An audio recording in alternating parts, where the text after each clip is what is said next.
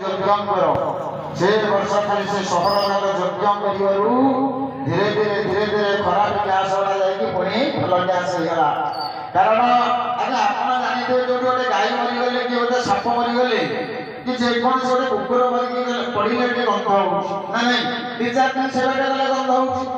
ପୁଣି ଧୀରେ କଣ ହଉଛି ସେ ଜାଗାଟା ପୁଣି ଗନ୍ଧ ଗୁଡ଼ା କୁଆଡ଼େ ଯାଉଛି, ପୁଣି ଭଲ ପାଇ ହଉଛି ନା ନାଇଁ। ସେମିତି ଯେତେ ବୋମା ଫୁଟୁଛି, ଯେତେ ବର୍ତ୍ତମାନ ଯୁଦ୍ଧ ଚାଲିଛି, ୟୁକ୍ରେନ ଯୁଦ୍ଧ, ରୁଷିଆ ଯୁଦ୍ଧ, ସେପଟେ ପାଲେଷ୍ଟାଇନ ଆପଣଙ୍କର ହମାସ ଠାରୁ ଆରମ୍ଭ କରି ଇସ୍ରାଏଲ ଯୁଦ୍ଧ, ଏଇସବୁ ଯୋଉ ଗୁଳା ବମ୍ ଫୁଟିଲା ଏଇ ବମ୍ ଫୁଟିବା ଦ୍ୱାରା ସେ ବମ୍ ଯୋଉ ଖରାପ ଗ୍ୟାସକୁ ସବୁ ନଷ୍ଟ କରିବ, ମେଘ ସୃଷ୍ଟି ହବ। ଯାହା ହଉ ଏଇ ଯଜ୍ଞ ଯଦି ଗୋଟାଏ ବର୍ଷ ଭାରତ ବର୍ଷରେ ନ ହବ, ଭାରତଟା ସେ ବର୍ଷ ଅନାବୃଷ୍ଟି ହେଇଯିବ, ମରୁଭୂମି ହେଇଯିବ।